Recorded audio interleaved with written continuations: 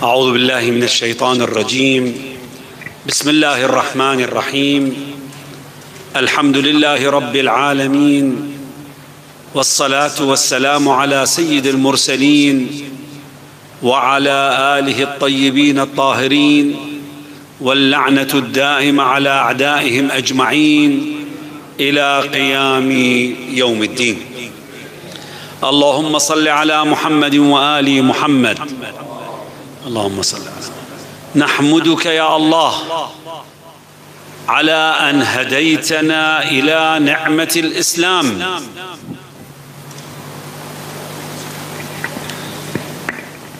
Bismillahirrahmanirrahim. Setelah mengucapkan hamdalah dan salam, saya ingin katakan bahwa ya Allah, kami memuji-Mu dan bersyukur kepadamu atas nikmatnya kesehatan dan keselamatan kita semua, kenikmatan Islam dan kenikmatan keselamatan kita semua. نعمة هذا الدين الذي من يبتغي غير الإسلام دينا فلن يقبل منه وهو في الآخرة من الخاسرين. Nikmat agama yang besar ini kepada kita. Kita syukur kepada Allah atas nikmat agung dari agama ini. Dan dalam Al-Quran dikatakan, وَمَنْ يَبْتَغِي غَيْرَ الْإِسْلَامِ دِينًا فَلَنْ يُقْبَلَ مِنْهُ. Al-Quran berkata, barang siapa yang mengambil selain daripada Islam sebagai agamanya, maka dia tidak akan pernah diterima oleh Allah Subhanahu wa ta'ala. Alhamdulillah, nahmuduka ya Allah ala ni'mati al-ihtidaa bihadyi ahli al-bait alaihim salam. Dan kami memuji-Mu ya Allah, bersyukur kepadamu atas nikmat hidayah yang Kau sampaikan kami untuk mengenal Ahlul Bait Nabi sallallahu alaihi wa alihi. الذي تواتر عن النبي في جميع كتب أهل الإسلام بأنه من تمسك بهم نجا ومن تخلف عنهم هوى وغرق فهم كسفينة نوح. Di dalam berbagai hadis mutawatir dikatakan bahwa barang siapa berpegang kepada Al-Quran dan berpegang kepada Ahlul Bait Nabi, maka pasti dia akan selamat. Sebagaimana dalam hadis-hadis yang lain juga disebutkan bahwa Ahlul Bait Nabi ini bagaikan bahtera Nabi Nuh, yang apabila naik ke atasnya dia akan selamat, dan yang meninggalkan Ahlul Bait pasti akan tenggelam dan tersesat. ولكن كيف نكون قد تمسكنا بالإسلام وبهدي أهل البيت؟ Pertanyaannya adalah bagaimana supaya kita benar-benar bisa berpegang kepada Islam dan berpegang kepada Ahlul Bait Nabi sallallahu alaihi wasallam. فقد نبهنا الإمام الصادق عليه السلام حيث قال: تفقهوا في الدين فمن لن يتفقه في الدين كان من الأعراب. Bagaimana cara kita memahami Islam? Bagaimana supaya kita benar-benar berada dalam hidayah yang diperintahkan oleh Allah Subhanahu wa taala? Kita kembali kepada apa yang dikatakan oleh Imam Ja'far as-Sadiq alaihi salam. Imam Ja'far as-Sadiq alaihi salam berkata, pahamilah ajaran agama ini. Tafaqahu fid din, belajarlah dengan benar ajaran-ajaran agama ini, karena dengan belajar agama ini maka pasti akan membawa kalian kepada sebuah hidayah Allah Subhanahu wa taala. قال سلام الله عليه: تفقهوا في الدين ولا تكونوا من الأعراب. الأعراب هم الذين أشد كفرا ونفاقا، البعيدين عن الدين. لا تكونوا من الأعراب، فمن لم يتفقه في الدين لم ينظر الله إليه يوم القيامة ولم يزكي له عملا. Imam Ja'far as-Sadiq berkata, pelajari dengan baik ajaran agama ini. Karena apabila kalian tidak pelajari dengan baik ajaran agama ini, maka kalian akan menjadi namanya A'rab.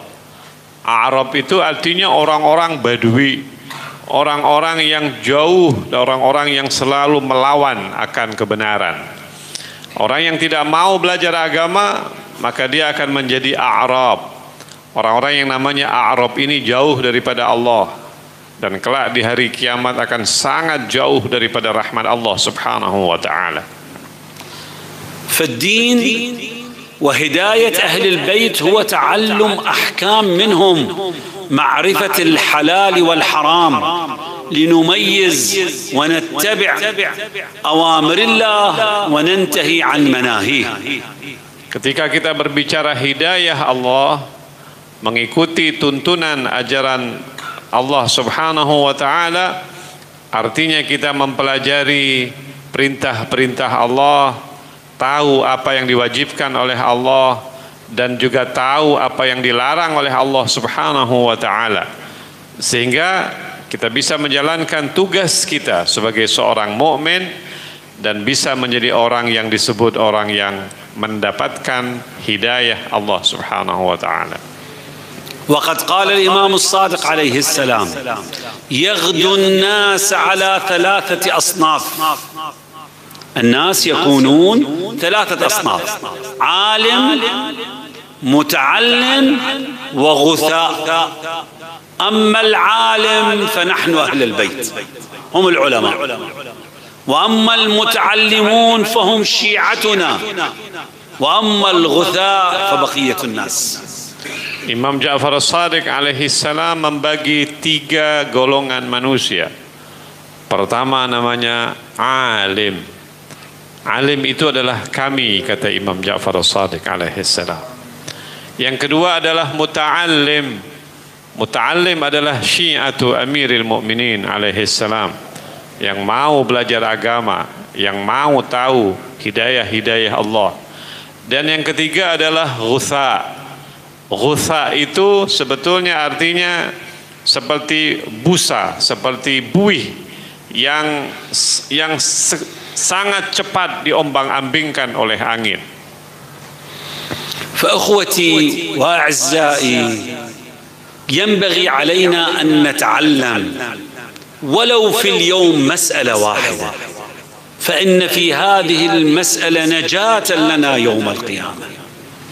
Mukminin dan mukminat, kewajiban kita setiap hari belajar, siapapun kita, walau hanya masalah kecil tentang agama kita, walau hanya satu masalah kecil tentang agama kita, setiap hari kita sempatkan waktu untuk belajar, ambil tahu apa pesan agama untuk saya. Sebab dengan yang kecil, yang satu yang kita belajar ini akan menjamin keselamatan kita nanti di akhirat. فكيف نكون من أتباع أهل البيت الذين يملكون علوم النبي، فأمير المؤمنين باب مدينة علم النبي، ولا نتعلم منهم ما ينجينا يوم القيامة. Kita sebagai pengikut Ahlul Bait yang mengikuti pintu kota ilmu. Pintu kota ilmu adalah Imam Ali bin Abi Thalib alaihissalam, yang merupakan manusia yang penuh dengan ilmu yang bermanfaat. Bagaimana mungkin kita mengikuti pintu ilmu ini apabila kita mengabaikan diri kita, tidak mau mempelajari walaupun sedikit ilmu-ilmu yang sangat bermanfaat untuk akhirat kita ini. فلو بذلنا في اليوم مسألة واحدة، تعلمنا كيف نميز القبلة، تعلمنا كيف نتوضأ، ما هو الواجب في الوضوء، وما هو المستحب فيه، وما هو الواجب في الصلاة، وما هو المستحب فيها، وهكذا كل يوم مسألة، نستطيع في السنة أن نحوز على 365 مسألة من مسائل أحكام الدين. Kita sekiranya kita satu hari kita belajar satu masalah saja, kita belajar satu hukum yang mudah saja, setiap hari satu saja. Kita bisa misalnya membedakan mana arah kiblat yang benar dan mana yang salah, apa wudhu yang benar dan apa yang salah, mana yang wajib dari wudhu, mana yang sunnah dari wudhu, mana yang wajib dari sholat, mana yang sunnah dari sholat. Satu hari satu masalah kecil saja kita belajar. Itu kalau 1 tahun berarti kita sudah bisa 360 masalah. Masalah yang kita ketahui dari hukum-hukum yang ini akan membawa kita menjadi manusia yang benar-benar dapat tuntunan Allah Subhanahu wa taala. فانظروا إلى الإمام الصادق ماذا يقول سلام الله عليه. يقول: وددت لو أن أصحابي ضربت رؤوسهم بالسياط حتى يتفقهوا. كم هو مهم بحيث الإمام يهتم بأن يضغط على أصحابه من أجل أن يتفقهوا في الدين، فإن من دون التفقه لا نعرف من ديننا شيء. Imam Ja'far As-Shadiq alaihi salam berkata, kalau aku melihat syiahku, aku akan minta mereka belajar. Sekiranya aku harus sebat mereka, pukul mereka dengan cambuk pun aku akan pukul, supaya mereka belajar, tahu kewajiban-kewajiban yang untuk agama mereka. Ini menunjukkan betapa Imam Ja'far As-Shadiq alaihi salam benar-benar menginginkan setiap Syiah ini tahu agamanya, walau sedikit demi sedikit, sampai imam bilang aku siap memukulnya kalau dia tidak mau belajar, supaya dia betul-betul tergerak untuk memahami agama ini. وقبل الإمام الصادق انظروا إلى القرآن ماذا يقول. الله في كتابه يقول: فلولا نفر من كل فرقة طائفة ليتفقهوا في الدين ولينذروا قومهم إذا رجعوا إليهم لعلهم يحذرون. Sebelum Imam Ja'far As-Shadiq alaihi salam, kita bisa lihat Al-Quran sendiri, di mana Allah Subhanahu wa taala mengatakan, kenapa tidak ada satu kelompok kecil dari sebuah masyarakat, sedikit dari mereka benar-benar belajar, tafaqquh, belajar dengan baik, lalu kemudian nanti ketika mereka pulang, mereka bisa mengajarkan apa ilmu yang mereka punya, agar umatnya, masyarakatnya benar-benar mendapatkan tuntunan Allah Subhanahu wa taala. فانظروا إلى مفردات هذه الآية: فلولا أن نفر من كل فرقة طائفة ليتفقهوا في الدين. من كل مجموعة يخرج منهم أفراد يذهبون إلى أي مكان ليتفقهوا في الدين، يعني ليتعلموا الحلال والحرام. Kalau kita lihat isi ayat tersebut, kalau kita lihat betul-betul redaksi ayatnya, ketika Allah Subhanahu wa taala berfirman, falaula nafara min kulli firqatin minhum liyatafaqahu fid din. Sekiranya utusan dari sebuah masyarakat ini, ada sebagian kecil dari mereka pergi untuk apa? Untuk tafaqquh, mempelajari dengan benar halal dan haram, wajib dan yang tidak wajib. Lalu kemudian dia menyampaikan dan mengajarkan itu kepada masyarakatnya, maka pasti itu akan memberikan sebuah sinar daripada Allah Subhanahu wa taala, cahaya daripada Allah yang menerangi jalan hidup mereka, insyaallah. فبعد أن يتعلموا الحلال والحرام ويتفقهوا في الدين ولينذروا قومهم إذا رجعوا إليهم. هؤلاء عندما يرجعون ماذا يفعلون؟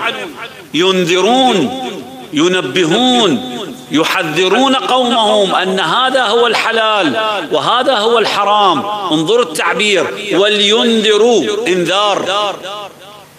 Dan kalau kita lihat redaksi ayat tadi, dari satu sisi Allah memerintahkan sekelompok kecil ini untuk tafaqquh, lalu kemudian nanti kalau sudah betul-betul belajar dengan baik, maka dia harus kembali. Waliyundziru qaumahum.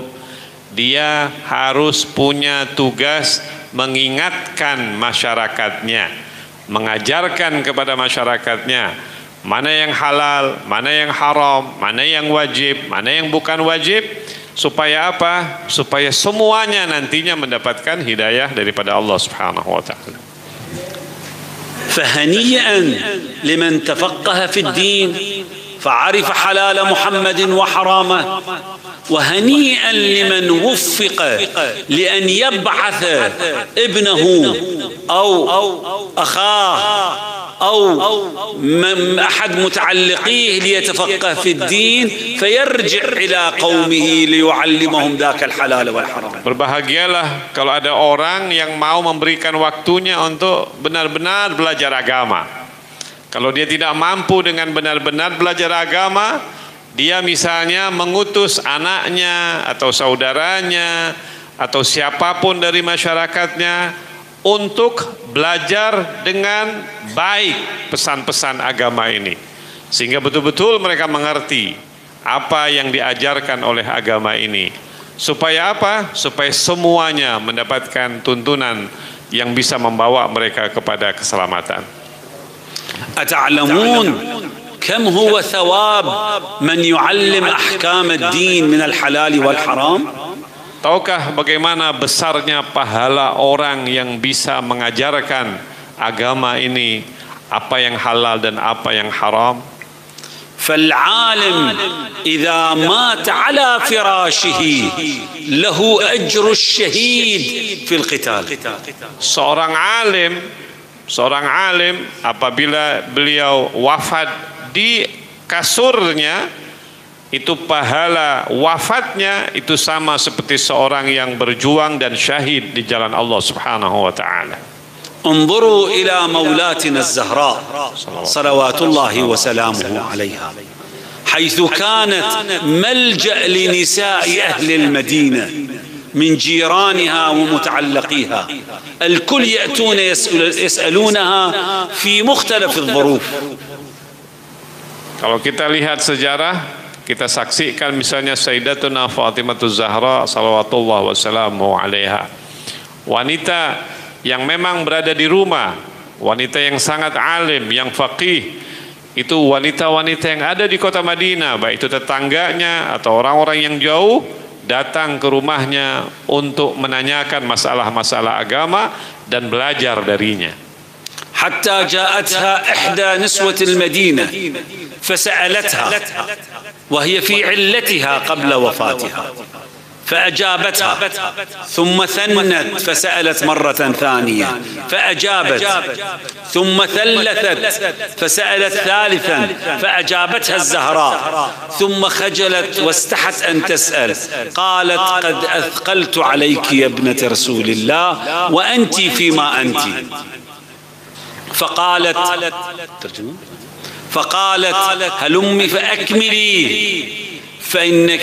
فإن رسول الله صلى الله عليه وآله قال لي أن الله يخلع من الحلي ويخلع من النور على من جد في تعليم الناس، وإن الله لا يعطي المجد في من يعلم الناس ألف حلة من نور.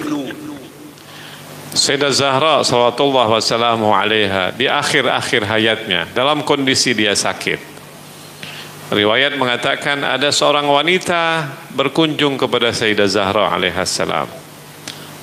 Dia bertanya tentang satu hukum, tentang satu masalah, lalu dijawab oleh Sayyidah Zahra. Tanya lagi yang kedua, dijawab lagi oleh Sayyidah Zahra. Tanya lagi yang ketiga, dijawab lagi oleh Sayyidah Zahra. Sampai kemudian ibu yang datang bertanya ini merasa malu karena Siti Fatimah dalam keadaan kurang sehat, sehingga dia minta izin mau pulang. Sayyidah Zahra bilang, jangan, lanjutkan pertanyaanmu, lanjutkan. Dia bilang, aku tidak mau mengganggumu ya Zahra karena engkau dalam keadaan sakit. Dia bilang, enggak, lanjutkan pertanyaan.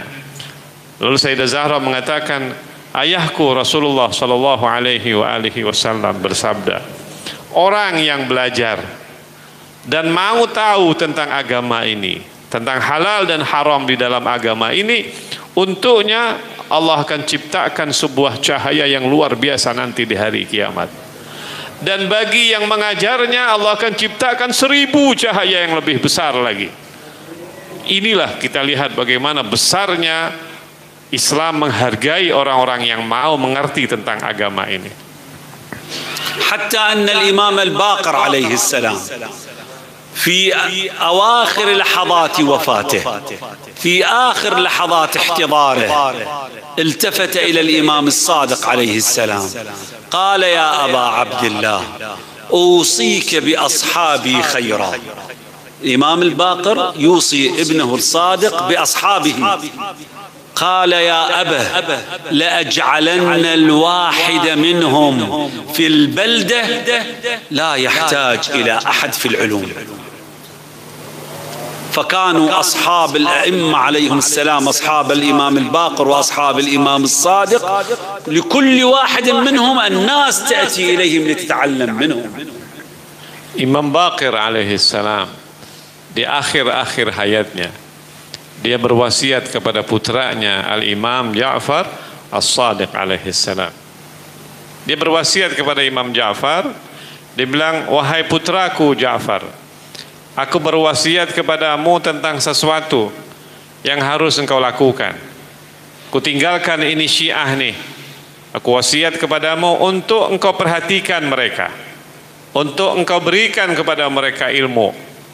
Imam Ja'far As-Sadiq alaihi salam berkata, iya wahai ayahku, aku akan lakukan wasiatmu dan aku akan ajarkan di setiap tempat satu orang yang sedemikian besar ilmunya sehingga nanti orang itu akan menjadi rujukan semua orang yang ada di tempat itu.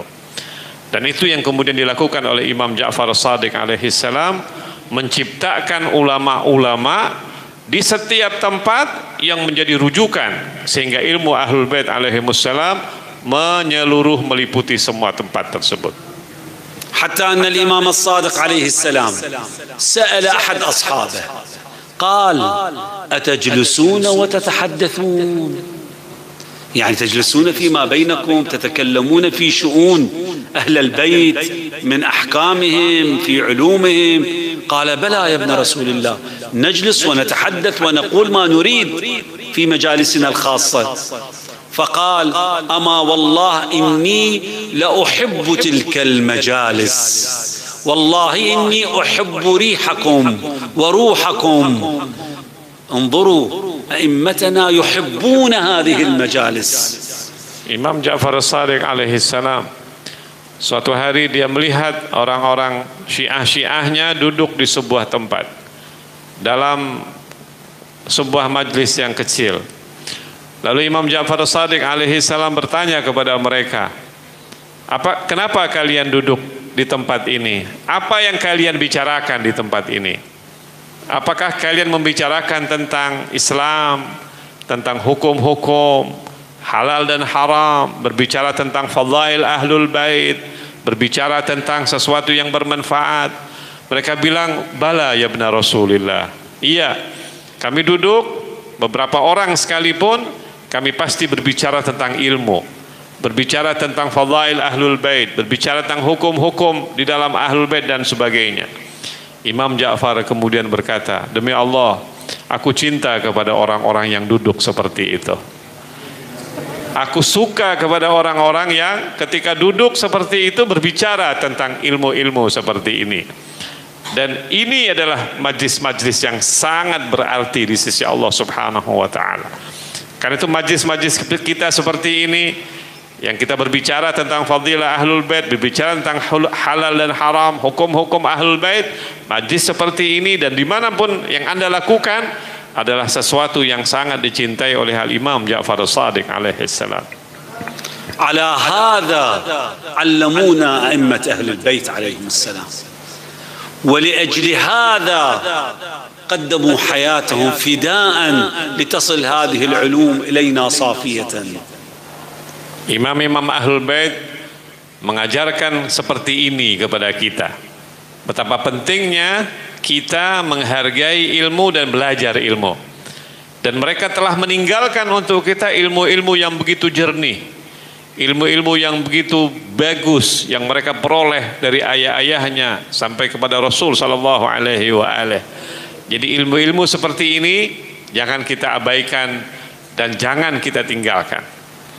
وكما أن هذه العلوم أمانة نقلوها إلينا، هي أمانة في أعناقنا ننقلها إلى أبنائنا من بعدنا، إلى الجيل اللاحق، ليكون أيضا أمانة في أعناقهم، لينقلوها بعد ذلك إلى الجيل الذي بعده، من جيل إلى جيل، إلى أن نضعها بيد إمامنا صلوات الله وسلامه عليه عند ظهوره عجل الله تعالى فرجه. Ilmu yang kita peroleh tentang Ahlul Bait, tentang ilmu-ilmu Ahlul Bait ini merupakan ilmu yang kita peroleh dari ustadz-ustadz kita dahulu. Amanat ini ustadz-ustadz kita telah turunkan kepada kita. Kita belajar ilmu-ilmu yang mereka ajarkan, dan kita punya kewajiban untuk menurunkan amanat ini kepada generasi-generasi yang lebih muda daripada kita, biar mereka juga dapat cahaya ilmu Ahlul Bait ini. Nanti generasi di bawah kita juga akan menurunkan ilmu ini kepada generasi berikutnya. Terus amanat ini kita sampaikan sebagaimana kita peroleh dari atas, kita turunkan ke bawah terus, dan mudah-mudahan nanti sampai kepada al-Imam Sahibul Asri wal Zaman, Imam Mahdi ajalallahu ta'ala farajahu syarif. وكما تحملوا هم الشدائد صلوات الله عليهم، تحملوا الضغوط، تحملوا الظلم، تحملوا حتى قتلوا في سبيل الله. أيضا نحن نتحمل من أجل هذه العلوم وهذه الأمانة الظلم، نتحمل الشدائد من أجل أن نوصلها إلى أبنائنا سالمة صافية، وهم سيتحملون. فإن هذا الأمر كما يقول الإمام الصادق عليه السلام أمرنا صعب مستصعب. Ketika para imam kita ingin menyampaikan dan menjaga ilmu yang murni ini, mereka telah mengalami berbagai macam cobaan dan ujian-ujian berat. Tidak mudah mereka, tapi mereka bertahan, mereka sabar, mereka bertahan, mereka berjuang untuk bisa menyampaikan ilmu-ilmu yang indah ini kepada generasi berikutnya. Sampailah kepada kita. Kita harus punya rasa bertahan itu seperti mereka. Walaupun kita tidak mungkin bisa bertahan seperti mereka, tidak punya kemampuan kita sehebat mereka, tapi kita harus bisa pertahankan. Kita harus sabar dengan segala macam ujian dalam menjaga dan menyampaikan ilmu-ilmu Ahlul Bait alaihimussalam kepada generasi berikutnya. Generasi berikutnya, anak-anak kita, yang apabila kita sampaikan kepada mereka ilmu-ilmu Ahlul Bait ini, mudah-mudahan mereka juga bisa bertahan dan sabar menjaga ilmu Ahlul Bait dan menyampaikan kepada generasi-generasi berikutnya seperti yang dialami oleh imam-imam Ahlul Bait alaihimussalam. فإذا نالنا شيء في سبيل الحفاظ على أمانة علوم آل محمد احتسبناه عند الله، وعند الله تختصم الخصوم، عند الله تلتقي الخصوم، فنذهب بحجتنا وهو هذه علوم آل محمد، وليذهب خصمنا بحجته. والله هو الحكم العدل، نحتسب كل شيء عند الله، والله هو المعطي، الله هو المثيب. Kita serahkan sepenuhnya kepada Allah Subhanahu wa taala. Yang penting kita sampaikan. Yang penting kita sampaikan amanat yang agung ini dari para imam kita. Kita sampaikan kepada generasi-generasi yang hidup di zaman kita dan setelah kita. Apabila ada orang kemudian memusuhi kita atau kemudian melakukan hal-hal yang buruk terhadap kita, sementara kita sudah sampaikan hal-hal yang baik ini, kita serahkan semuanya kepada Allah Subhanahu wa taala. Allah lah yang nanti akan menjadi wasitnya, pengadilnya, hakimnya. Dialah yang paling tahu bagaimana yang dia akan lakukan kepada orang-orang yang memusuhi Ahlul Bait Nabi sallallahu alaihi wasallam. اللهم ارزقنا توفيق الطاعة وحسن العاقبة والثبات على دينك حتى نلقى إمامك. اللهم كن لوليك الحجة بن الحسن صلواتك عليه وعلى آبائه في هذه الساعة وفي كل ساعة وليا وحافظا وقائدا وناصرا ودليلا وعينا حتى تسكنه أرضك طوعا وتمتعه فيها طويلا برحمتك يا أرحم الراحمين. وصلي ربي على محمد وآله الطيبين الطاهرين. اللهم صل على Muhammad. Bapak dan Ibu-ibu, sallallahu alaihi Muhammad.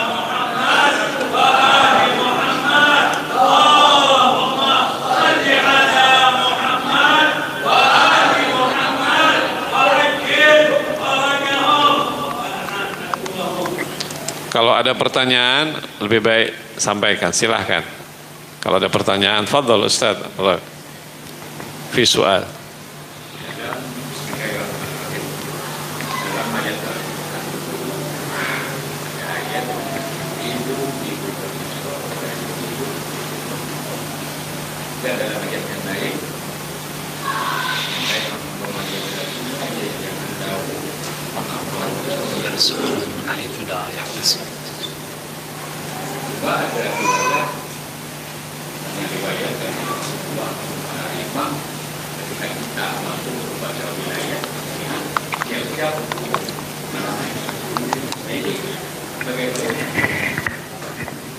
Ya, في سؤال يقول في القرآن هناك آية يقول يريد الله بكم اليسر ولا يريد بكم العسر وفي آية أخرى ومن يتق الله يجعل له مخرجا ويرزقه من حيث لا يحتسب. وهناك رواية من الأئمة عليهم السلام يقول أن حبنا أهل البيت تحملوا من كل مصائب ومن كل صعوبات في حبنا وولايتنا أهل البيت عليهم السلام. وكيف نجمع بين هذه النصوص؟ الله يريد العدل لكن يقع الظلم أم لا؟ Allah menginginkan keadilan terjadi di atas bumi ini. Tapi kita melihat banyak sekali terjadi kezaliman. Betul atau tidak? الله يريد بكم اليسر ولكن الإنسان بوسوسة الشيطان يعسر ما يكون من هذا اليسر. Allah menginginkan segala kemudahan untuk setiap manusia. Tapi kenyataannya di dunia ini banyak kesulitan-kesulitan dan syaitan menginginkan kesulitan-kesulitan sehingga orang putus asa daripada Allah Subhanahu wa taala. فالصعوبة والامتحان والاختبار جاء من هؤلاء الظلمة من هؤلاء أهل الضلال الذين يأتون ليصعبوا على أتباع أهل البيت هذا الشأن. Segala kesulitan yang kita lihat di dunia ini datangnya daripada musuh-musuh yang menginginkan susah bagi manusia ini. Kezaliman yang terjadi karena kezaliman itulah lalu kemudian kemudahan itu sepertinya tertutup. Para zalim tidak menghendaki kita dekat dengan Ahlul Bait. Para zalim tidak menghendaki kita faham ilmu Ahlul Bait. Para zalim tidak menghendaki kita betul-betul bisa memahami ilmu-ilmu Ahlul Bait. Kesulitan-kesulitan yang diciptakan adalah mereka-mereka ini. Sekiranya tidak ada kezaliman atau tidak ada yang melakukan kezaliman, maka semuanya akan menjadi mudah dalam kehidupan ini. ومن هنا يأتي الامتحان. فقد قيض الله لكل ولي من أوليائه عدو يضع أمام كل هداية ضلالة فيكون هناك الاختبار والامتحان. Ujian bagi kita adalah pada hal-hal seperti itu. Ketika kita melihat kebaikan, pasti ada yang menginginkan keburukan. Ketika kita ingin Ahlul Bait, pasti ada yang memusuhi kita. Ujian untuk diri kita berada di situ. Ketika kita ingin kebaikan, pasti ada yang menginginkan keburukan. Ketika kita ingin Ahlul Bait, pasti ada musuh-musuhnya yang menyudutkan kita, menginginkan kita jauh daripada Ahlul Bait dan sebagainya. Disitulah letak ujian dalam hidup kita. Bisakah kita memisahkan mana yang baik dan mana yang buruk ini? فعندما جاء النبي صلى الله عليه وآله بدعوة الحق بالإسلام جاءهم بالسلام، ماذا فعل المشركين من قومه؟ ماذا فعل المشركون من قومه؟ وقفوا ضده، آذوه وآذوا كل من أسلم معه. وهكذا حال كل داعية إلى الخير، يكون في قباله من يدعو إلى الشر والعياذ بالله. Kalau kita melihat sejarah Rasul sallallahu alaihi wasallam, Nabi ketika datang membawa Islam, Nabi datang membawa Islam, membawa rahmat, membawa segala kebaikan bagi manusia, dan itu diketahui oleh semua manusia. Tapi tiba-tiba orang-orang musyrikin, orang-orang yang tadinya tahu bahwa Nabi Muhammad adalah orang yang sangat baik, orang-orang musyrikin merasa terganggu, dan merekalah yang kemudian memusuhi Rasul sallallahu alaihi wasallam. Merekalah yang membuat segala macam rintangan, segala macam gangguan atas dakwahnya Rasul sallallahu alaihi wasallam. Padahal mereka tahu bahwa yang dibawa oleh Nabi Muhammad adalah kebaikan di atas semua kebaikan. Kira-kira begitulah kalau kita lihat perjuangan Ahlul Bait Nabi sallallahu alaihi wasallam. Mereka membawa segala kebaikan, tetapi musuh-musuhnya ini selalu saja melakukan hal-hal yang membuat kita akhirnya takut untuk mendekati kebaikan-kebaikan tersebut. Nah, disitulah tempat ujian bagi kita. Apakah kita mau berjuang untuk mendapatkan kebaikan itu, atau kita mungkin larut dalam ketakutan-ketakutan yang diciptakan oleh musuh-musuh Muhammad sallallahu alaihi wasallam. Ahsantum. Silahkan yang lain. Fadhal Ustaz.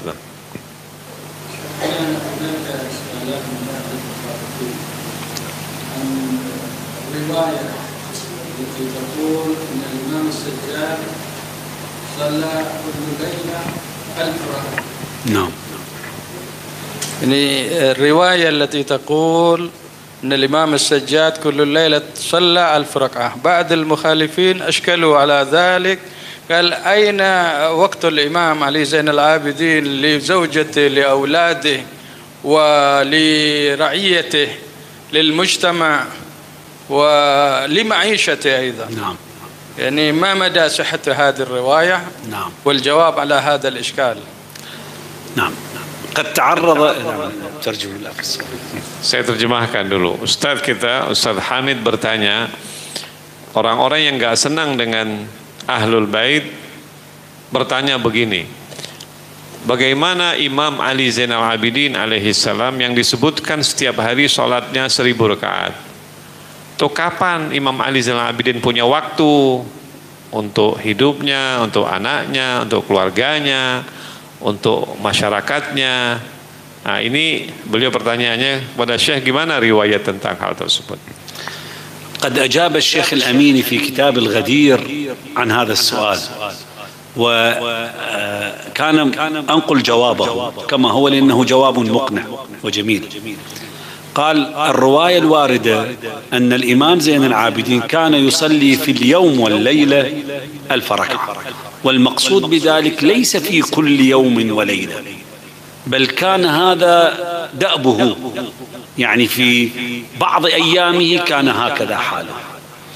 ولو احتسبنا اليوم والليلة التي كانوا يعتكفون فيها، كان النبي صلى الله عليه وكذلك أهل البيت سلام الله عليهم يختارون أياما في الشهر يعتكفون فيها، يقضون أيامهم ولياليهم في العبادة. فلو احتسبنا لأمكن ذلك، واحتسبها بالدقائق. يعني الشيخ الأمين يمكن الرجوع إلى كتاب الغدير لتقرأوا تفاصيل هذا الجواب إن شاء الله. Ada sebuah kitab namanya Al-Ghadir, Mausu'ah Al-Ghadir, ditulis oleh Al-Amini. Beliau menjawab pertanyaan Ustaz Hamid tadi, pertanyaan mukhalif tentang Imam Ali Zainal Abidin yang sholat 1000 rakaat. Nah, di antara jawaban Al-Amini mengatakan bahwa bukan setiap hari Imam Ali Zainal Abidin sholat 1000 rakaat, tetapi pada hari-hari tertentu. Nabi SAW dan setiap imam, seluruh imam itu dalam 1 bulan itu mereka i'tikaf. Mereka menghususkan waktu untuk Allah Subhanahu wa taala. Dalam 1 bulan pasti ada beberapa hari mereka spesialkan waktunya itu untuk ibadah. Imam Ali punya waktu itu, Imam Ali Zainal Abidin punya. Nah, di waktu-waktu itu mereka akan ibadah sebagaimana yang disebutkan di dalam riwayat sampai 1000 rakaat itu. Bahkan katanya Al-Amini dalam kitab Al-Ghadir, beliau rincikan itu. Bagaimana mungkin sekali 1000 rakaat dirincikan oleh Al-Amini waktu yang diluangkan oleh Imam Ali Zainal Abidin sampai bisa sholat 1000 rakaat itu. Jadi bisa lihat di dalam kitab Al-Ghadir. Nah, dan insyaallah majelis kita diberkahi oleh Allah. Terima kasih banyak. Nasykurukum katsiran Syekhna Jalil ala hadha taufiq. Nahmadullah subhanahu wa ta'ala an yuwaffiqana jami'an li mahabbati Muhammad wa ali Muhammad. Semoga ilmu yang kita dapat bermanfaat insyaallah. Dan saya atas nama pribadi dan Syekh mengucapkan terima kasih sebanyak-banyaknya bisa bersilaturahmi kepada antum semua, dan mudah-mudahan Syekh akan mendapatkan pelajar-pelajar yang bagus dari sini untuk beliau didik di Najaf insyaallah, menjadi ulama-ulama besar pada masa yang akan datang insyaallah. Allahumma kun liwaliyika hujjati ibnil Hasan salawatuka alaihi wa ala abai fi hadhihi as-sa'ah wa fi kulli sa'ah وليا وحافظا وقائدا وناصرا ودليلا وعينا حتى تسكنه أرضك طوعا وتمتعه فيها طويلا برحمتك يا أرحم الراحمين وصل على محمد وعلى محمد. والسلام عليكم ورحمة الله وبركاته.